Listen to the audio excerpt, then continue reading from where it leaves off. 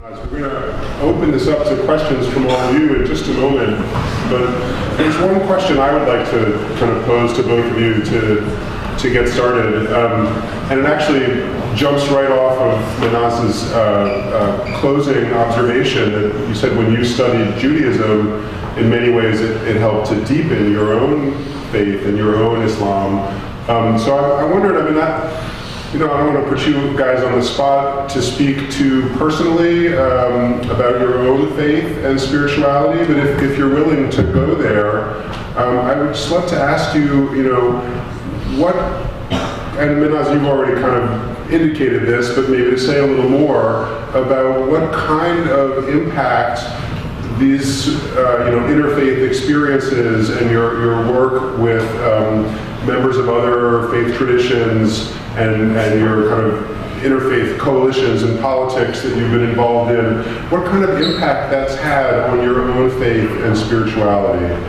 Because I think the agenda behind this question, and I'll be honest and transparent with all of you guys about the agenda behind the question, is, I think that there is often a kind of mistaken stereotype or assumption that being, too involved with those other religious people will somehow undermine or weaken or dilute one's own faith, one's own tradition. That the way to be the strongest Catholic you can be is to kind of steer clear of those other people.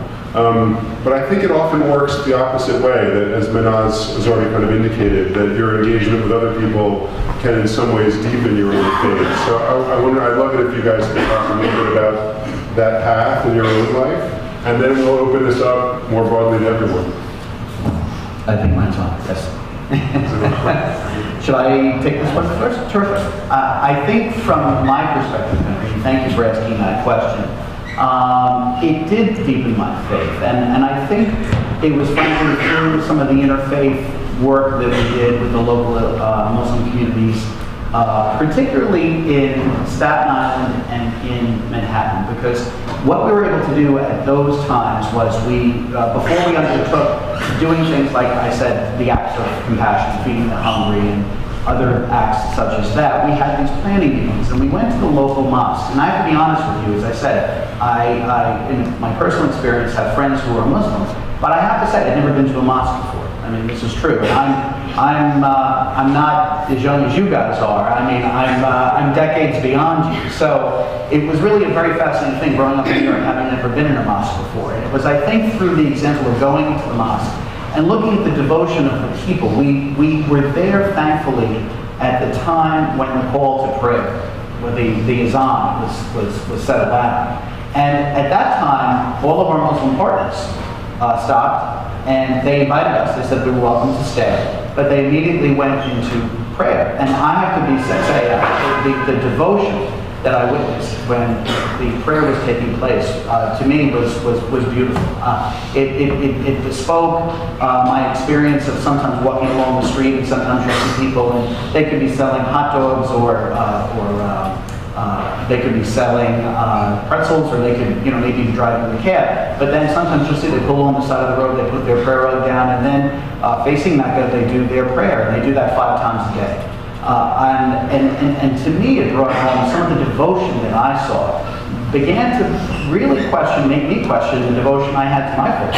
I mean, it began to say, how devoted am I to my Catholicism? How devoted am I to be able 5 times a day to stop whatever I'm doing? And how devoted are we as Catholics to stop, to remember that God is present with us, to remember that God is part of the conversation? And what kind of world would we have if we all were attentive to our religious faith in that degree? And we stopped board meetings, or we stopped United Nations meetings, and we were attentive to what God was calling us to. So I certainly think, Henry, it kind of drew me deeper, and I think it's through that devotion that I experienced that deeper reflection might have come. I've already said a little bit about Judaism, but I want to say something about 9/11. When 9/11 happened, I wasn't living in New York. I moved here from Los Angeles 3 years ago. And I was really, really very angry and I was angry at my faith, and I was angry at Muslims, and I was angry and angry and angry. And I couldn't believe that Muslims had done this terrible act. And it was through my interfaith work that I was able to come back to saying, okay, this is not what Islam is about. So it's it's been a very hard time for Muslims all around the world, especially in the United States.